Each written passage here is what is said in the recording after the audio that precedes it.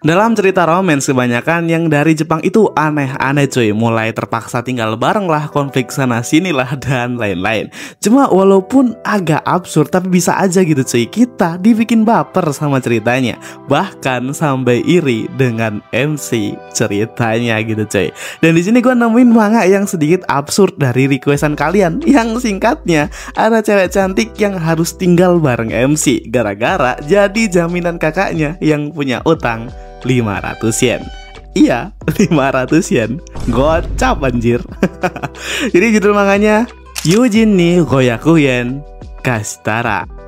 Nyeritain MC kita yang namanya Shiragi terkejut cuy gara-gara di awal liburan musim panasnya ada cewek cantik di depan rumahnya.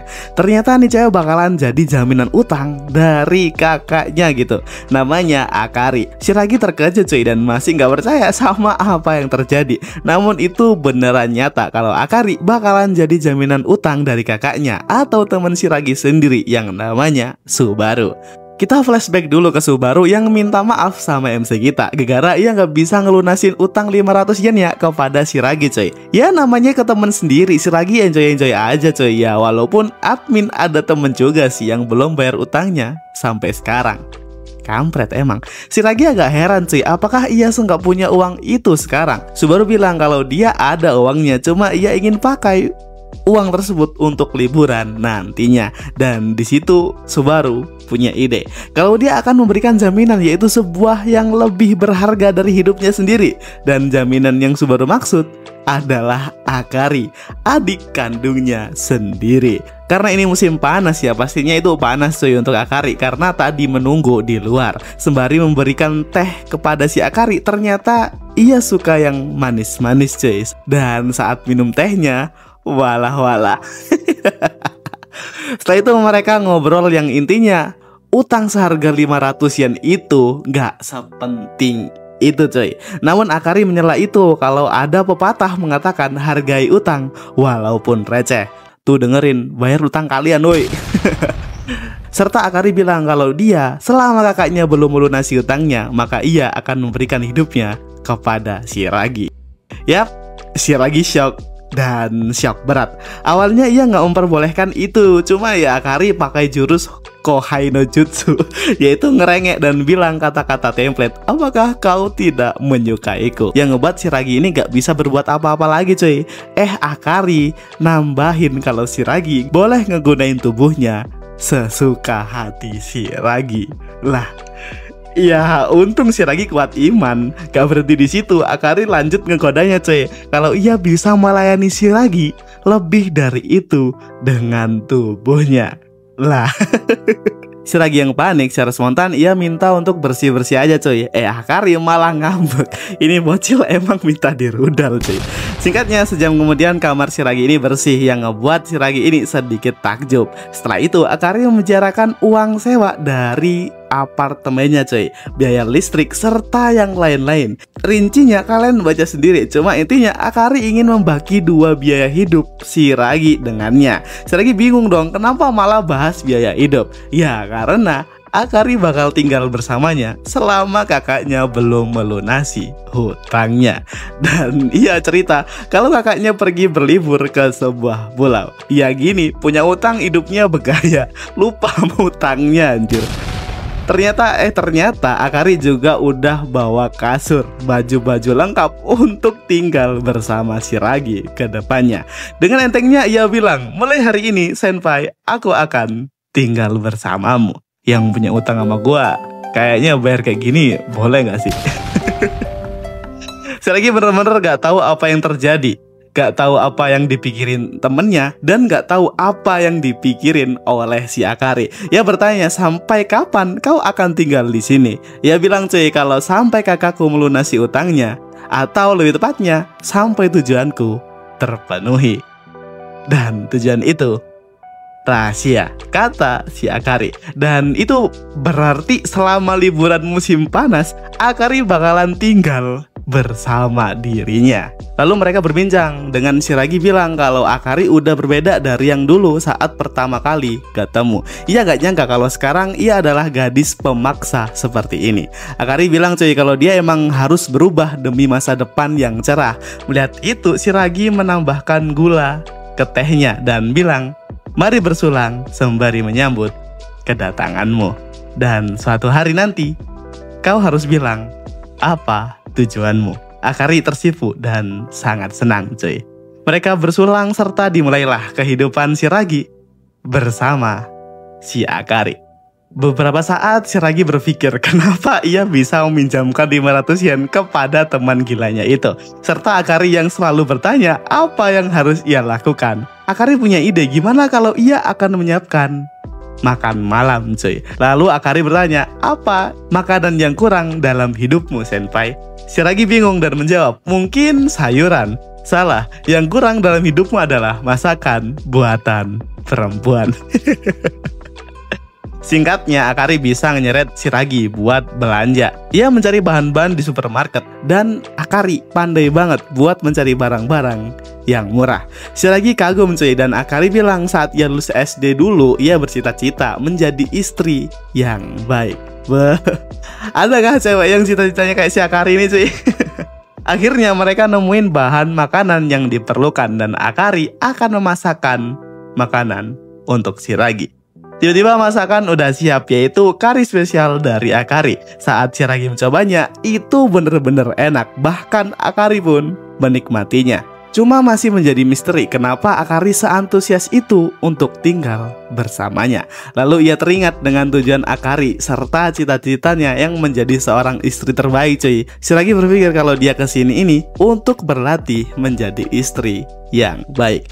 Secara tiba-tiba Akari mendekatinya dan mau mengambil nasi yang menempel di pipi Shiragi gitu. Yang ngebuat Shiragi terkejut cuy dan mencoba menghindari dari tindakan Akari tersebut. Singkatnya mereka udah selesai makan dan Akari mau mencuci piring. Shiragi mengikutinya dan ia bilang kalau aku bisa makan makanan seenak ini setiap hari, maka aku akan sangat bahagia. Dan Akari nantinya bakalan menjadi istri yang terbaik. Mendengar itu Akari malu dan mulai lemes cuy. Shiragi yang gak tahu mengkhawatirkan dirinya dan menanyakan apakah dia baik-baik aja. Tangannya panas dan memerah, itu karena Akari bahagia dan sangat tersipu malu cuy. Akari bilang kalau itu sangat sesak dan dadaku berdebar sangat kencang. Bodohnya Shiragi malah ngira kalau itu kena serangan jantung. Namun dimanfaatkan oleh si Akari cuy untuk meminta Shiragi mengelus kepalanya. Shiragi bertanya apakah ini pertolongan yang tepat. Akari bilang kalau kakakku selalu melakukan ini kepadaku. Dan ya Shiragi mengelus-ngelus kepala dari Akari. Ia benar-benar bahagia dan rasanya mau mati.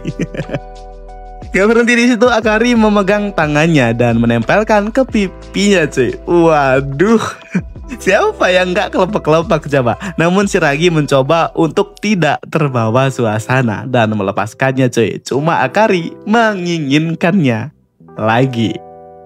Dan di pikiran Shiragi kalau Akari ini selalu seperti itu dengan kakaknya di rumah. Ngebuat Akari ini sedikit panik dan malu brutal di depan Shiragi cuy. Setelah kejadian itu, Shiragi bilang, aku nggak tahu apa yang terjadi. Cuman jika kau tidak apa-apa, maka aku bisa tenang sekarang. Gak lama setelah itu, si Akari bertanya, apakah ia bisa menggunakan kamar mandinya? Karena Akari mau mandi cuy. Saat Akari ini pergi, Shiragi merasa lega karena udah bisa menahan nafsunya sampai detik ini. Cuma ia ingat kalau sekarang ada seorang gadis yang mandi di kamar mandinya. Shiragi benar-benar hampir frustasi karena hari demi hari selalu ada aja godaan yang menimpanya. Ia gak bakal bisa tenang sebelum membicarakan hal ini kepada Subaru, temennya cuy. Gak nunggu waktu lama, ia menelpon temennya tersebut. Shiragi marah-marah cuy karena itu bakalan menjadi uang utang 500 yen terburuk bagi dirinya dan menyuruh untuk Subaru memikirkan Akari cuy. Subaru cuma bilang kalau Akari juga gak menolaknya kok. Akari itu orangnya canggung, kau bisa tahu kalau dia gak suka dari wajahnya.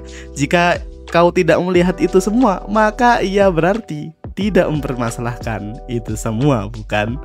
Mulai sekarang aku akan serahkan Akari kepadamu. Walau dia adikku, ingatlah, ia seperti anak-anak.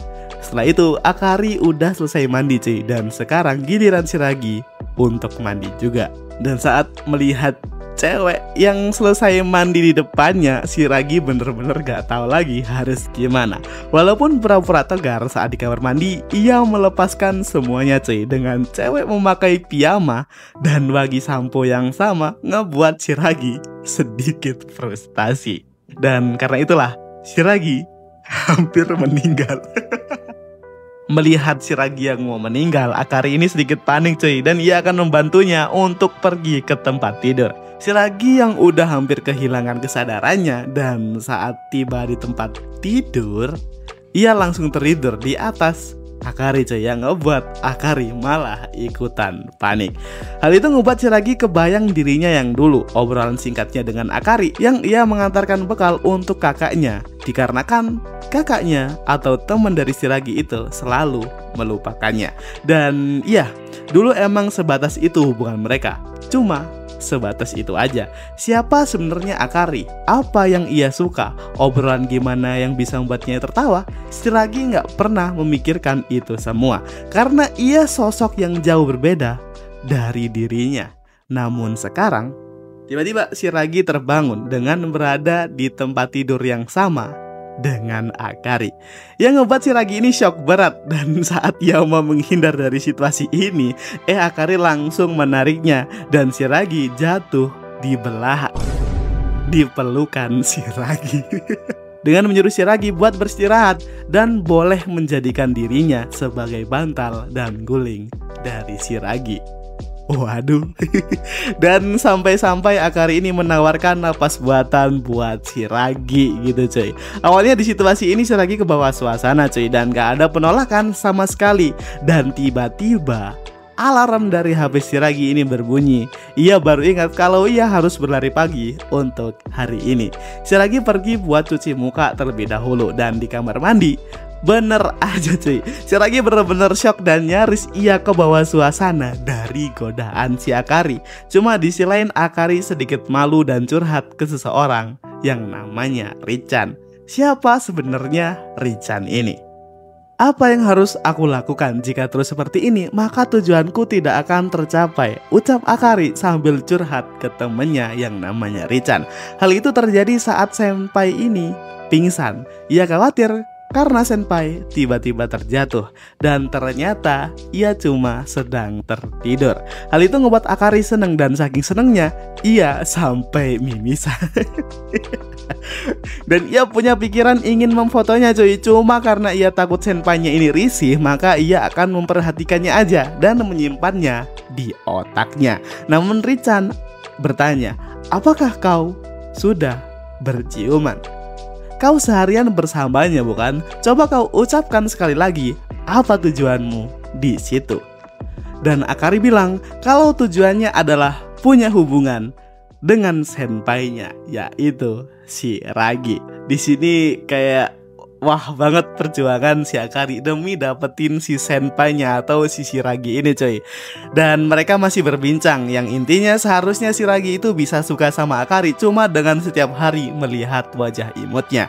Dan jika itu nggak berhasil, maka bisa jadi Shiragi cuma nganggep Akari sebagai adiknya aja. Mendengar itu, Akari sedikit mulai frustasi cuy. Namun Akari sadar kalau terlalu awal untuk dirinya menyerah. Tak peduli seberapa jauh dan seberapa banyak pendekatanku, akan kudapatkan hati senpai, ucap Akari dengan keyakinannya. Apakah Akari bisa mencapai tujuannya? Dan di sisi lain, apakah Shiragi bisa menahan dirinya agar tidak mengikuti hawa nafsunya dari godaan si Akari gitu. Semua itu masih berlanjut di part selanjutnya cuy. Gimana? Udah iri sama MC-nya atau gak berhenti baper sepanjang cerita ini cuy? Cuma ini adalah manga romance dan dari profil manganya bisa dilihat lah ya gimana endingnya nanti. Sebenarnya admin gak tahu sih gimana endingnya nanti. Cuma admin berharap ini jadi happy ending. Untuk itu bisa kalian rate di kolom komentar berapa rating manga ini cuy dari 1 sampai 10. Dan jika kalian ingin tahu lanjutannya Akari dan Shiragi ini gimana nantinya, kalian bisa ramein videonya dan ramein tentunya di kolom komentar juga cuy, agar admin ini makin semangat untuk bikin video lanjutannya. Jangan lupa like-nya dan subscribe-nya dong tentunya. Segitu dulu bahasan manga dari gua kali ini. So gua Ramstaku. Thank you.